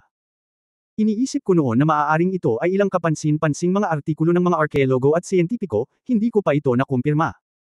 Ngayon, tila ang lokasyon ng underground passage na ito ay parang isang napakasikat na underground corridor, ang bahagyang ngumiti ang Black Emperor sa oras na ito, ang tinutukoy mo ay Ajorta. Ang underground corridor, tama ba? Lumingon si Ye Fan, guro, naisip mo rin ba ito? Tumango si Black Emperor at sinabing, naalala ko rin itong misteryosong underground corridor pagkatapos mong paalalahanan ako. Sinasabing ang underground corridor ng Ajorta ay the corridor has opened up all 4 continents of Europe, Asia, America and Africa. May isang katutubong tribo na nagbabantay din sa isang pasukan. Gayunpaman, ang impormasyon sa underground corridor na ito ay napakalimitado, at wala pa akong narinig na sinumang pumasok upang pag-aralan ito at natagpuan ito. Nakalipas na mga katutubong tribo. Tama, kung ito talaga ang Ajorta Promenade, ibig sabihin. Hindi peke ang mga materyales na iyon, at posibleng may mga taong sadyang itinago itong underground corridor, sabi ni Ye Fan. Ang pasyalan na ito ay dapat naiwan ng isang sinaunang sibilisasyon, ngunit ang pyramid na iyon. Marahil ito ay itinayo lamang doon para sa pagtatakip. Karaniwan, walang sinuman ang sadyang sisira sa pyramid, kahit na ito ay isang pekeng mayan. Ang pyramid, ang daan ng itim na hari. Heiji murmured, ikaw master at apprentice, kumanta at magkasundo, pagkatapos ng maraming pag-uusap, ano ang lugar na ito? Ano ang ahas na ito na dadalhin sa amin upang mahanap? Kung papasok tayo ng ganito, mauubos ang battery ng flashlight. Kung ikaw ay nasa panganib, kahit ang mga Diyos ay hindi ka mailigtas. Payo ni He Huang, ate, huwag kang mag-alala, bagamat hindi ko alam kung saan tayo dinadala ng higanteng ahas na ito, tiyak na ito ay isang bagay na espesyal. Mga bagay sa mundong ito sa ilalim ng lupa. Alam mo na naman. Tumaas ang kilay ni Heiji. Ngumiti ang itim na emperador at nagsabi, ikaw ay isang itim na salamangkero, maaaring hindi mo ito nararamdaman, ngunit ako ay isang sinaunang mandirigma. Simula nang pumasok ako sa kuweba, lagi kong nararamdaman na ang konsentrasyon ng aura sa paligid ko ay patuloy na tumataas. Pagkatapos ng kanyang cultivation, ang kanyang perception ay bumaba ng husto. Nang marinig ang mga salita ng Black Emperor, naisip niya ito, mukhang naramdaman ni Xiao Jin na may malakas na espiritual na enerhiya na umaapaw mula sa lupa, kaya gusto niyang hanapin ang ugat. Habang nagsasalita siya, may isang tinidor sa daanan sa unahan, at may 3 bakanteng mapagpipilian. At hindi na nagdalawang isip si Xiao Jin, pinili na lang niya ang nasa kaliwa at nagpatuloy. Paano nito nalaman na pumunta dito? Ito ba ay batay sa pangunawa ng espiritual na enerhiya? Tanong ni Heiji. Dapat, ang mga espiritong ito ay mas sensitibo kaysa sa amin, sabi ni He Huang. Sa paglipas ng panahon, natuklasan ng lahat na ang underground corridor na ito ay mas komplikado kaysa sa kanilang phenomenon. Minsan magkakaroon ng mga ilog sa ilalim ng lupa na dumadaloy, at kung minsan ay magkakaroon ng mga pagkakaiba sa taas, patayo pataas, at pababa daan-daang metro. Ito ay tiyak na hindi lamang isang daanan sa ilalim ng lupa, ito ay mas katulad ng isang underground na mundo. Paminsan-minsan sa mga puwang ng ilang mga sipi, magkakaroon ng ilang kumikinang na mga halaman, tulad ng mga alitaptap sa lupa, at mayroon ding ilang nagniningning na hiyas. Gayunpaman, wala sa mga bagay na ito ang makakapagpatuloy kay Xiao Jin. Sa masaganang pisikal na lakas, si Xiao Jin ay patuloy na lumalim sa kanyang grupo. Nang lumipas ang kalahating araw, ang lahat ay namamanhid, sariwa at nagulat sa kakaibang tanawing nakita, hindi na kasing ganda ng dati. Gayunpaman, ang mga mata ni Ye Fan ay naging mas maliwanag, at isang matapang na ideya ay nagsimulang lumitaw sa kanyang isipan. Pwede bang? Ito ay Kabanata 1247 Chongtian. Sa 1247, si Lan Yu ay nakakaramdam ng inip at humikab. Nang marinig ang mga salita ni Ye Fan sa kalagitnaan, nagtaka siya, Brother Ye Fan, ano ang gusto mong sabihin? Napakunot ang noo ni Yefan sa pag-iisip, ngunit hindi kaagad sumagot, bumulong siya, kung tama ako. Kung lalayo ka pa sa direksyong ito, magkakaroon ng dagat. Ang dagat. Hindi makapaniwalang sinabi ni Heiji, masasabi mo na ang kapalaran ngayon. Mayroon lamang isang ilog sa ilalim ng lupa sa lugar na ito. Paano magkakaroon ng dagat? Dagat ba talaga? Nakita ko na biglang malawak ang lupain sa unahan, isang malaking dagat sa ilalim ng lupa na may ilang kumikinang na algae na lumulutang dito, parang mga bituin na nahuhulog sa dagat, at hindi ko makita ang dulo. Nagulat ang lahat at nagtatakang tumingin kay Yefan. Yefan, paano mo nalaman na may dagat dito? Hindi napigilan ni Shu Lingshan na magtanong, pumunta ka ba dito dati? Umiling si Yefan, ngunit labis siyang nasasabik, hindi pa ako nakapunta rito. Ngunit may nakarating na rito. At, na-record din. Ano? Ang lahat ay mas hindi ka panipaniwala. Sa sandaling ito, si Xiao Jin ay direktang pumasok sa tubig ng dagat, at ang malaking katawan ay maaari pa ring lumangoy sa napakabilis na bilis sa tubig. Ang naalala ni Yefan sa oras na ito ay ang Shen Huangji na nakuha niya mula sa pamilya Dongfang. Orihinal na inakala ni Yefan na ang sinaunang record ng topographical ay isang uri ng text annotation ng Shizhouji sa dagat, ngunit sa kasalukuyan, ang mga tala sa Shen Huangji ay talagang mas malapit sa katotohanan. Ang nilalaman ng Shen Huangji ay talagang hindi ang mundo sa lupa, ngunit ang underground na mundo ng planetang ito. Posible rin na ito ang dating mundo sa lupa, ngunit sa ilang kadahilanan, ito ay lumubog sa lupa. Nang banggitin ni Yefan ang usapin ng alaala ni Shen Huang kay He Huang at sa iba pa, lahat ay nakaramdam ng hindi kapanipaniwala. Mayroon kaya talagang mga lugar sa alamat. Dahil lang sa inilibing sila sa ilalim ng lupa ay inakala ng lahat na sila ay mito at alamat. Kailangang maniwala ni Heiji ngayon. Tumango ang itim na emperador at nagsabi, malamang na ganito ang kaso. Dapat mong malaman na 70% ng mga lugar sa mundo ay karagatan, at 30% lamang ng lupain kung saan matatagpuan ang mga tao. Napakalaking kakulangan pa rin ng ating human exploration ng lupa. Ang pag-unawa sa karagatan ay mas mababa pa. Kung tungkol sa mundong ito sa ilalim ng lupa, maaaring ilibing ito sa ilalim ng karagatan, na mas malayo pa sa atin. Masyadong malaki ang mundong ito, sa kasalukuyan nating pag-unawa, maaaring ito ay dulo lamang ng malaking bato ng yelo upang maunawaan ito. Posible rin. May ilang tao na hindi tayo hinahayaan na maunawaan, malalim na pag-iisip ni Yefan. Natigilan ang lahat, iniisip ang taong sadyang nagtayo ng pyramid sa butas, malamang na may sadyang itinago ang katotohanan. Mabahong bata, dahil nakita mo ang mapa dito, alam mo ba kung saan tayo dinala ng ahas na ito? Tanong ni Heiji. Mapait na ngumiti si Yefan, hindi ni-record ni Shen Huangji ang lahat, ang mahuhusgahan ko ay ang subcontinent, na ni-record natin dito. Kung saan tayo dinadala ni Xiao Jin, hindi ko alam. Tulad ng sinabi ng Master, ang mundo ito ay masyadong malaki, at ang underground na mundo ay kasing laki nito, at imposibleng malaman ang lahat ng bagay dito sa pamamagitan lamang ng pag-asa sa isang kwento ng mga Diyos. Hindi ko alam kung gaano katagal, unti-unting lumiliwanag ang dagat sa harapan ko. Si Yefan at ang iba ay nagulat lahat, dahil ito ay dapat na nasa ilalim ng lupa, ngunit nagsimula itong magmukhang ang araw ay sumisikat sa itaas. Nang sila ay lumalim, nalaman nilang para silang naglalakad mula gabi hanggang araw. Lumitaw ang langit, ang bughaw na langit, at ang puting ulap, bagamat walang araw, puno ito ng kinang, na bumabagsak sa walang hangganang dagat na ito. Ito. Paano ito posible? Ito ay nasa ilalim ng lupa. Paano magkakaroon ng langit? Natigilan si Heiji. Maaari bang bumalik tayo sa lupa? Hulaan ni Shu Lingshan. Tumingin si Yefan sa langit at kumunat ang noo, hindi. Tingnan mong mabuti, ang mga ulap sa kalangitan ay hindi talaga sumusunod sa hangin. Maaaring peke ang langit na ito. Peke. Sinasabi mo bang may lumikha ng pekeng langit? Hindi makapaniwalang sinabi ni Heiji, paano ito posible? Humajijek si Shilanyo, mukhang imposible ang lahat dito. Mayroong pekeng langit, walang sorpresa. Naramdaman din ni Yefan na masyado itong baliw, ngunit kahit anong tingin niya rito, pakiramdam niya ay hindi totoo ang araw na ito. Tingnan mo, sa unahan, malakas na sabi ng Black Emperor. Nang tumingin ang lahat, natuklasan nila na mayroon talagang isang isla sa dagat, na natatakpan ng asul-berdeng mga halaman, na naglalabas ng mga patak ng nakasisilaw na liwanag. Nang makita ni Xiao Jin ang isla, ang kanyang mga mata ay tuwid na, at ang buntot ng ahas ay kamakawag ng mas malakas. Hindi nagtagal ay nakarating na ang lahat sa isla, at nagsimulang pumasok si Xiao Jin sa mga halaman at tuklasin ang loob ng isla. Napakalakas ng espiritual na enerhiya, ito. Isang lugar kung saan nagkakaroon ng hugis ang espiritual na enerhiya ay hindi pa natatagpuan sa mundong ibabaw. Kumbinsido na ang Black Emperor na ang mga may kulay na light spot na lumulutang sa isla ay mga particle ng iba't ibang espiritual na enerhiya. Pagbabago. Tulad ng inaasahan ng Patron Saint, makakahanap ka ng ganoong lugar. Nagulat si Shilanyo sa braso ni Yefan, Brother Yefan, siguradong mabilis kang makakapag-cultivate dito, makakapagpalakas ng iyong lakas, at maibabalik ang iyong cultivation. Oo. Ang Fan ay natural na masaya sa kanyang puso, ngunit alam niya na ang malakas na espiritual na enerhiya ay hindi nakakatulong sa kanya, dahil ang kanyang kasalukuyang problema ay hindi niya ito ma-absorb. Sa sandaling ito, dumating si Xiao Jin sa gitna ng isla at umakyat sa isang mataas na dalesdes. Pagdating ng lahat sa tuktok ng kabundukan, nalaman nilang may isa pang depresyon sa gitna. Sa palanggana, mayroong isang pabilog na patlang na may mga kristal na pinagmumulan ng tubig. Mayroong ilang mga makukulay na halaman na tumutubo sa lupang ito, na parang Ganoderma lucidum, at mas makulay kaysa sa ordinaryong Ganoderma lucidum.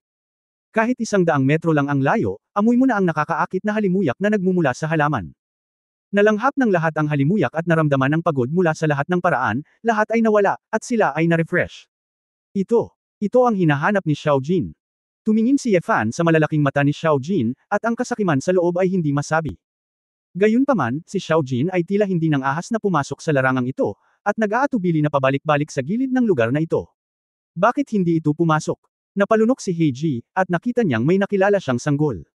Natatakot, baka may panganib doon, sabi ni He Huang. Naisip ito ni Ye Fan, tumalon pababa, kinuha ang isang maliit na bato sa isla mula sa lupa, at itinapon ito sa palayan sa ibaba. Bago nahulog ang bato sa palayan, isang hindi maipaliwanag na puwersa ang agad na sumisingaw sa bato. Nagbago ang mga ekspresyon ng bawat isa, hindi nakakagulat na natakot si Xiao Jin, ang lugar na ito ay mukhang napakakaakit-akit, ngunit ito ay talagang sheer purgatory.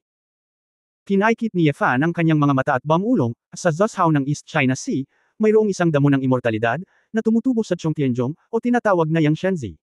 Lumalabas na ang Yang Shenzi na naitala sa Shenhuangji ay talagang umiiral. Ang Chongtian ay nabuo ng sobrang puro likidong espiritual na enerhiya. Kahit na ang espiritual na enerhiya ay kapakipakinabang sa lahat ng mga bagay, kapag ang konsentrasyon ay masyadong mataas, ito ay magiging laban sa sukdulan. Tanging ang mga species tulad ng Yang Shenji na tumutubo sa Chongtian ay hindi maaaring saktan. Kung gayon ano ang dapat nating gawin? Nandito na tayong lahat, hindi tayo makakauwi ng walang dala. Nagmamadali yata ang Petronas. Hinaplos ni Shilanyo si Xiao Jin, na gustong huwag siyang magmadali. Kabanata 1248 Crazy Aura. 1248. Hindi madali. Kuya, hindi ka ba makakapasok sa magaan na trabaho? Sabi ni Heiji. Mapait na ngumiti ang itim na emperador, ate, huwag mong tingnan ang bilis ng pagsingaw ng bato ngayon. Kahit na lumipad ako ng may kaunting pagsisikap, tinatansya na ito ay sumangga bago ko marating ang lingzi. Lahat ay nag-isip ng mabuti at nag-alinlangan sa dalampasigan, kaliwa man o kanan. Hinawakan ni Ye Fan ang kanyang baba, nag-isip sandali, at sinabing, narinig mo na ba ang barrel effect? Anak, huwag kang magpanggap na multo, magsabi ka ng diretsyo, naiinip na sabi ni Heiji. Ngumiti si Ye Fan at sinabing, kung gaano karaming tubig ang kayang hawakan ng isang balde ay depende sa mga pagkukulang nito. Kung gayon, isipin natin ito sa kabaligtaran, hindi ba ito ay nakasalalay din sa mga pagkukulang nito pati na rin kung gaano karaming tubig ang maaaring hawakan ng isang bukid? Ang mga mata ng emperador ay nagniningning, at sinabi niya, Ye Fan, ano ang ibig mong sabihin? Gusto mong palabasan ang nectar mula sa Chongtian na ito? Ngumiti si Ye Fan at nagsabi, hindi natin mapipilitang ipasok ang Chongtian na ito, hindi natin ito mapipigilan. Ngunit hindi natin ito magagawa sa pamamagitan ng pagtatago. Kasabay nito, iniunat ni Ye Fan ang kanyang kamay at itinuro ang mataas na lugar, at sinabing, ito ang pinakamataas na punto ng isla, kahit na ang Chongtian ay isang palanggana, kumpara sa natitirang bahagi ng isla, ito rin ang pinakamataas na punto ng isla. Highlands. Hanggat nakarating tayo sa isang lugar, hayaang damaloy ang nectar sa matataas na lugar, at maubos ang nectar sa loob, dapat magkaroon tayo ng pagkakataong makuha ang Yang Shenji. Maaaring subukan ng pamamaraang ito, maaari tayong gumugol ng ilang oras at ilagay may puwang sa mataas na lugar na ito. Sabi ni He Huang. Bago pa matapos magsalita si He Huang, si Xiao Jin, na nasa tabi niya, ay nagmulat muna. Nakita kong hinampes ni Xiao Jin ang kanyang buntot at sinampal sa gilid ng kabundukan. Boom! Nagsimulang gumuho ang matigas na bato at lupa, at agad na lumitaw ang isang puwang. Sunod-sunod na umiwas ang lahat, at alam ng lahat na sa mga tuntunin ng pagbubukas ng Yamaguchi, walang kasing bilis ng buntot ni Xiao Jin. Tila pinahahalagahan ni Xiao Jin itong Yang Shenji ng higit kan inuman, at medyo nasasabik siya nang marinig niya ang solusyon na ibinigay ni Ye Fan. Noong una ay naisip na kakailanganin ng maraming pagsisikap at oras upang maghukay ng isang channel dito at hayaang damaloy ang nectar. Gayunpaman, kasama si Xiao Jin, lumitaw ang puwang na ito sa isang sandali ng pagsisikap. Ang nectar ay nakondensed sa ilang mga puting kristal sa paligid ng palanggana, at ito ay tiyak na dahil sa pagkakaroon ng mga kristal na ang nectar ay hindi tumagos sa lupa. Ngunit sa sandaling ito, dahil sa panlabas na panginginig ng boses, ang mga kristal ay nabasag, at ang nectar ay nagsimulang damaloy sa kahabaan ng puwang. Lahat, kumalat. Huwag masyadong lumapit. Alam ni Yefan na ito ay isang kritikal na sandali, at walang maaaring magkamali.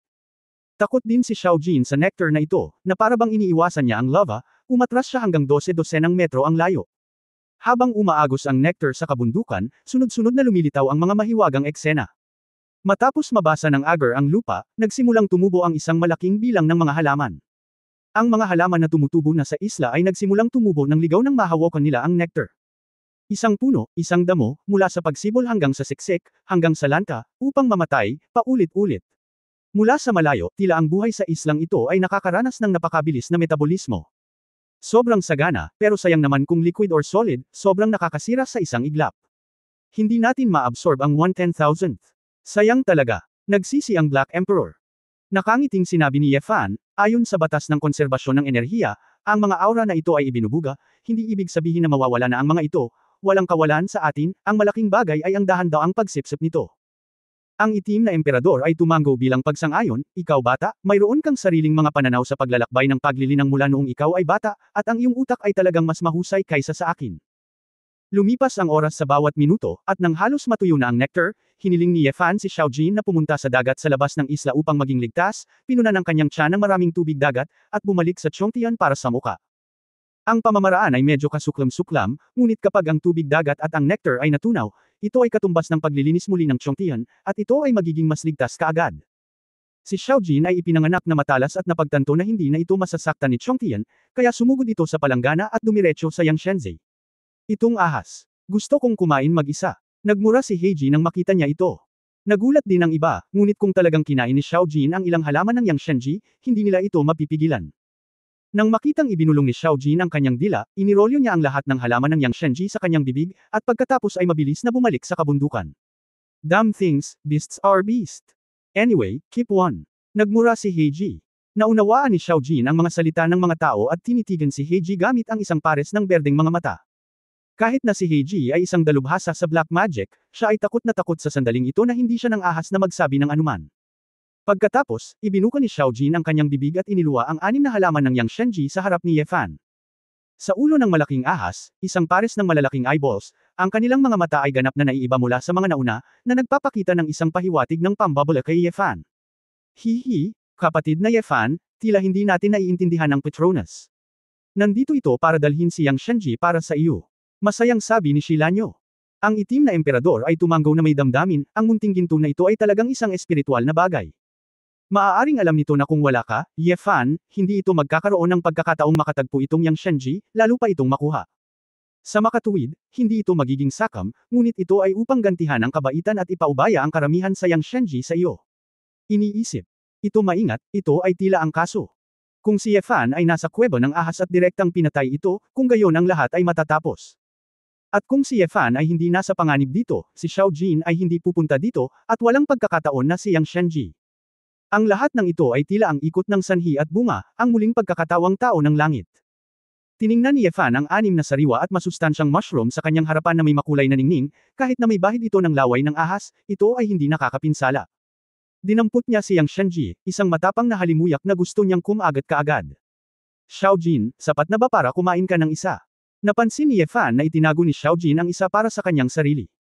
Tumanggaw si Xiao Jin, pagkatapos ay ibinuka ang kanyang bibig, ipinakita ang tanging natitira dito, at pagkatapos ay nilamon ito sa isang kagat. Nang pumasok si Yangshenzhe sa tiyan ni Xiao Jin, agad itong nagsimulang pumulupot sa sarili, at ang ulo ng ahas ay ibinaon sa gitna, tulad ng isang maliit na bundok, na parang ito ay matutulog. Hindi nagtagal, nagulat ang lahat nang makitang ang mga layer ng puting shell ay nagsimulang mabuo sa labas ng balat ng ahas ni Xiao Jin. Ito ay nalaglag. Bulalas ni Heiji. Mukhang nakakamangha talaga ang epekto ng nourishing mushroom na ito. Para sa napakalaking nilalang, pagkatapos kumain ng isang halaman lang, magsisimula na itong malaglag ang balat. Sabi ni He Huang na may emosyon. Palihim na ibinulalas ni Yefan ang katakutan, at tila hindi siya makakain ng sobra. Kung ngayon lang siya nakagat, baka magkaroon siya ng labis na espiritual na enerhiya at punuin ang kanyang sarili hanggang sa mamatay. Gayunpaman, nang makita ang hitsura ni Xiao Jin, si Yefan ay puno rin ng mga inaasahan. Hindi niya alam kung ano ang magiging epekto niya kung kakainin niya si Yangshenzhe, at kaya niyang buhayin ang kanyang bulok na parang kahoy na katawan. Kabanata 1249. 1249. Si Xiao Jin ay natutulog at dumudugo ang kanyang balat. Nasa kritikal na panahon siya ng ebolusyon, at hindi niya alam kung kailan siya gising. Sa ilalim ng gayong mga kalagayan, hindi makaalis si Yefan at ang iba pa sa isla. Buti na lang at mukhang hindi delikado ang isla, kaya nagplano ang lahat na manirahan pansamantala, at pagkatapos ay humanap ng paraan para makalabas kapag nagising si Xiao Jin. Nag-aalala si Yefan na walang mapagtatagwan sa mundo. Nagkaroon ng underground world na parang paraiso. Gusto niyang palakasin ang sarili bago lumabas, hindi pa banggitin kung makaka-recover siya, kahit kagagaling lang niya sa katawan. Kahit na walang pagkain sa lugar na ito, mayroong maraming espiritual na enerhiya. Kahit na hindi ka kumain o uminom, ang espiritual na enerhiya dito ay maaaring maging napakalusog ng iyong katawan. Sa islang ito, maraming kuweba, si Yefan at dalawang babae, at ang kapatid na babae at kapatid na babae ng itim na emperador na si Heiji, ay nakatira sa dalawang kuwebang bato. Binigyan ni Yefan si Yang Shenji ng isa kay He Huang. Kung hindi dumating sina He Huang at Heiji sa oras na ito, hindi niya magagawang maghintay na dumating sina Lan Yu at Xiao Jin. Malugod ding tinatanggap si He Huang, kapwa sila ni Heiji ay umaasa na gamitin si Yang Shenji para pagbutihin ang kanilang lakas. Higit pa rito, ang isang pampalusog na Gigi ay higit pa sa sapat, ang bagay na ito, bigyang pansin ang, sobrang dami, kumain ng labis at hindi masipsip ito, at sa kurso ng paglilinang, bigyang pansin ang paglilinang at kaharian ay magkasabay. Ang kaharian ng Black Emperor ay nasa alikabok pa rin, at gaano man siya karami kumain, hindi niya makakamit ang banal na kaliwanagan. Kinuha ni Yefan ang natitirang bahagi ng Yang Shenji kasama niya. Hindi niya alam kung gaano karami ang kailangan niyang kainin kaya naghiwa muna siya ng isang piraso na kasing laki ng kuko ng kanyang pinky. Si Shuling Shan sa gilid ay medyo nag-aalala, Yefan, gusto mo bang maging mas maliit? Naiinis na sinabi ni Shilanyo, Brother Yefan, masyado kang mahiyain, kumain ka pa. Saka ka lang gagaling. Si Yefan ay medyo walang magawa, kung kakaunti ang kinakain mo, maaari kang magdagdag. Kung kumain ka ng sobra, maaari itong sumabog. O, kung gayon dapat mas kaunti ang pagkain mo. Sabi ni Shilanyo, naglalakad papunta sa pasukan ng kuwebang bato, at sinabing, magsanay ka, paprotektahan kita. Nagtanong si Yefan, hindi ka ba kakain? Walang ibang tao dito, sabay tayong mag-practice. Umiling si Shuling Shan, wala akong talento, huwag kang mag-alala, mahalaga na mabawi mo ang iyong lakas. Ang aking Yin Emperor Gong ay hindi pa nagising, gaano man ako nag-practice nito, napangiti si Shilanyo at sinabing, gusto mo bang patayin kita? Sumimangot si Yefan at tumingin kay Shilan na may mga komplikadong mata. Ulan. Pagkatapos ng pangyayaring ito, nakumbinsi siya na si Shilanyo ay talagang walang masamang hangarin sa kanya. Lumapit siya sa lahat at nag-aalala sa kanyang kaligtasan. Kung hindi dahil sa babaeng ito, namatay na sana siya sa Huangquan. Bagamat minsan niyang iniligtas ang kanyang buhay, ngunit ang isang yarda ay isang yarda, dapat talaga niyang isaalang-alang ang pagtrato sa kanya ng mabuti. Xiaoyu, may practice ako. Nakita ko ito mula sa kuwebo ng ahas na itinuro ng banal na espiritu. Ipinasa ko sa iyo ang pagsasanay na iyon. Subukan ito at tingnan kung maaari mong gawin ang pagsasanay na ito ng direkta. Sabi ni Yefan. Ano? May exercise pa sa Snake Cave. Nagtatakang tanong ni Shilanyo, bakit hindi ko narinig ang sinabi ng aking amo? Natatakot ako. Hindi rin alam ng iyong amo, ungol ni Yefan. Namilog ang magagandang mata ni Shilanyo, na parang may iniisip, mabilis niyang tinanong, Brother Yefan, ano ang pangalan ng ehersisyong iyon? Pagkasabi ng 5 salitang ito, ang maliit na mukha ni Shilanyo ay nagpakita ng pagkabigla. Ano? Ang Heaven Repairing Technique ni Emperor Wa. Ang magagandang mata ni Shilanyo ay muling kuminang, kaya. Ito ay totoo. Hindi isang alamat. Nagtaka si Yefan, narinig mo na ba ang diskarteng ito? Tumango si Shilanyo at seryosong sinabi, sa totoo lang, may isang alamat sa ating Holy Spirit Cult na noong mga unang araw, ang pinuno ng ating Holy Cult ay hawak ng isang lalaki at isang babae ng magkasabay, na binibigyang pansin ang balanse ng yin at yang. Ang banal na sining ng pag-iingat ay isa ring pamamaraang ginagawa ng mga kalalakihan at kababaihan ng magkasama, na ang bawat lalaki at babae ay namamahala sa kalahati nito. Ayon sa alamat, nilikha ni Emperor Wa ang gawaing ito noong nakaraan, at pagkatapos ay ginamit ang kapangyarihan ng yin at yang ng langit at lupa upang iligtas ang mga karaniwang tao mula sa tubig at apoy. Upang ipaalam sa mundo na maunawaan na ang mga lalaki at babae ay dapat na pantay, nagmamahalan sa isa't isa, at matuto mula sa mga lakas ng bawat isa, kaya ang mga pagsasanay ay ibinigay sa 2 disipulo, lalaki at babae. Gayunpaman, nagkaroon ng henerasyon ng mga pinuno ng sekta na lalaki at babae, at nagkaroon ng alitan. Ang lalaking pinuno ng sekta ay nagtaksil sa babaeng pinuno ng sekta at inalis din ang mga pagsasanay. Simula noon, kalahati na lang ang natitira sa mga ehersisyong pambabae, iyon ay, Yin Wanggong, at ang pinuno ay nagkaroon na lamang ng mga babae mula noon. Ito rin ang dahilan kung bakit kami, ang banal na espiritu, ay nagtuturo sa mga kababaihan na igalang, at sinasabi na dahil ang aming mga ninuno ay pinagtaksilan ng mga lalaki kaya pakiramdam namin na ang mga lalaki ay hindi magandang bagay. Natigilan si Yefan. Ang lalaking ninuno ng banal na relihiyon ay naglabas ng ilan sa mga pagsasanay. Ito ay nasa paligid. Sa loob ng mahabang panahon at patuloy na nagpapalipat-lipat, na nagreresulta sa hindi kumpleto at hindi kumpletong mga pagsasanay. Ito ay naging isang demonyong kung fu na umaasa sa pagsipsip ng yin ng mga babae. At ang emperador ng yin ay naging isang paraan ng pagsipsip ng yang ng mga tao. Ang galit ay baluktot at masama. Sa katunayan, kapag pinagsama ang dalawang pagsasanay na ito ang pagkakasundo ng yin at yang sa pagitan ng kalalakihan at kababaihan, at walang mananakit sa sinuman. Matapos itong isipin ni Ye Fan, halatang naisip din ni Shilanyo ang layer na ito. Batang babae, dalawang nahihiyang pulang ulap ang lumitaw sa kanyang mukha, bahagya niyang kinagat ang kanyang mga labi, at sinabing, Brother Ye Fan. Kung magsasanay ako ng Heaven Replenishing Technique ng Emperor Wa, ito ay bahagi lamang ng yin, at kailangan ng isang lalaki na magsanay kasama ko para makamit ang epekto. Gusto mo bang linangin kasama kita, kaya ang dami mong pinaalala sa akin? Huwag mong sabihing nahihiya si Ye Fan, si Shu Lingshan sa tabi niya ay namumula din sa ngayon. Iyon. Hindi ko masyadong naisip iyon. Mapait na ngumiti si Ye Fan, bakit hindi ka muna magsanay? Hindi pwede. Ako ay isang santo ng Holy Spirit Cult, ang pagsasanay na ito ay kabilang sa aming Holy Spirit Cult sa orihinal, kailangan mong sabihin sa akin, Shilanyo. Nilagay niya ang mga kamay niya sa bewang niya at sinabing. Matapos sabihin ito ng 4 o 5 beses na sunod-sunod, sa wakas ay naalala ito ni Shilanyo, at siya ay bihasa sa Yin Emperor Gong. Matapos pakinggan ang pinaka-orihinal na bersyong ito ng sining na nagpapasigla sa kalangitan, agad niyang naunawaan ang maraming mahahalagang punto, at nagliwanag ang kanyang mga mata. Nakita ni Ye Fan na pag-aaralan ng babae ang kapangyarihan ng pagpapakain sa langit, kaya kinuha niya si Yang Shenji para sa kanyang sarili. Huminga siya ng malalim at nilunok ang isang maliit na piraso ng Yang Shenji sa kanyang tiyan. Isang hindi mapapantayang mabangong halimuyak, tulad ng isang titi, ang nagpayanig sa buong katawan at buong utak ni Ye Fan. Kailangan kong sabihin, hindi pa nakakain si Ye Fan ng napakasarap. Ito ay hindi panlasa sa dila, ngunit isang buong puso, nakalulugod sa kaluluwa. Oh! Hindi napigilan ni Ye Fan ang maglabas ng kakaibang tunog, na parang may isang bagay na umabot sa kasukdulan. Sa tabi ni Shu Lingshan ay hindi napigil ang mamula-muli, habang tinakto ni Shilanyo ang kanyang bibig sneaker, huwag ng ahas tumawa ng malakas. Ngunit kaagad na sumunod, naramdaman ni Ye Fan na biglang kumalat si Yang Shenji ng heatwave sa kanyang tiyan. Ang mga alon ng init ay tumama sa kanyang mga laman loob, sa kanyang mga paa at buto, hanggang sa bawat kalamnan at ugat, bawat selula. Walang kamalay-malay na sumigaw si Ye Fan, biglang bumukas ang kanyang mga mata, at ang gintong apoy ay biglang kumislap muli sa kanyang mga mata. Ang katawan ni Ye Fan ay patuloy na nanginginig, at ang puting init ay patuloy na lumalabas sa kanyang katawan. Sa tabi ni Shu Lingshan at Shilanyo, nang makita nila ang pagbabago ni Ye Fan, nagulat sila noong una. Matapos makumpirmang wala sa panganib ang lalaki, tahimik silang naupo.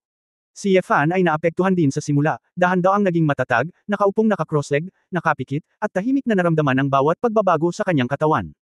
Kabanata 1250 Pagbabanta. 1250. Isang malaking Lockery cruise ship sa matataas na dagat, na napapalibutan ng 12-dosenang mga Lockery yacht. Ang isang malaking bilang ng mga nangungunang dignitaryo sa mundo ay nagtitipon dito. Upang matiyak ang kaligtasan ng mga dignitaryo na ito, 12-dosenang milyang dagat sa paligid ng yate, mayroon ding maraming barkong pandigma at submarino. Sa malaking cruise ship sa gitna, isang maningning na conference hall ang napuno ng mga lalaki at babae na nakadamit ng maayos. Lahat ng tao rito ay malaking tao sa kani-kanilang larangan, at ang kanilang mga ari-arian ay 10-10 bilyong dolyar. Sa oras na ito, maraming tao sa conference room ang medyo naiinip, at halos 2 oras na silang naghihintay dito. Gayunpaman, ang mga taong gusto nilang makita at gustong makakuha ng balita ay hindi nakatanggap ng malinaw na tugon.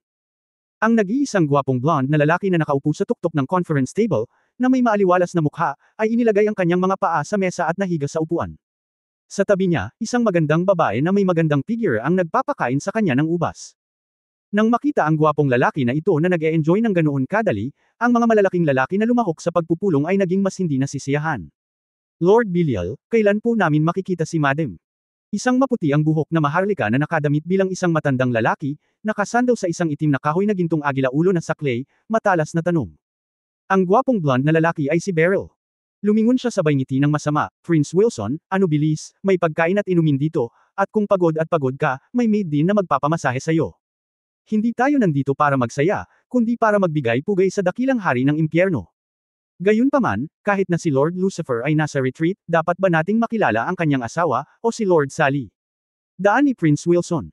Habang tinutokso ang batang babae sa tabi niya, maluwag na sumagot si Beryl, kayong mga tao. Biglang nagmamadaling sabihin na magsasama-sama tayo para magbigay-pugay at magbigay ng mga regalo.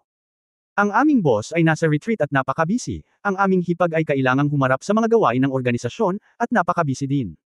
Paano kayo magkikita kahit kailan mo gusto? Ang isa pang mataba na nasa katanghaliang gulang na lalaki na nakasuot ng puting damit, isang headscarf, at isang pocket watch ay same time na nagsabi, Lord Belial, bagamat kami ay dumating ng nagmamadali, kaming lahat ay taos puso. Lahat tayo ay sumusuporta sa inferno ng hindi bababa sa 3 taon, at hanggang 7 o 8 taon. Taon-taon, nagbibigay kami ng parangal sa hari at nakakuha ng proteksyon ng hari para sa amin. Ngayon, lahat tayo ay labis na nag-aalala nang marinig natin na ang hari ng impyerno ay malubhang nasugatan upang maiwasan ang pagsasabuatan ng pagtataksil sa mga sinaunang tao, kaya't kailangan natin siyang salubungin at batiin pagdating natin.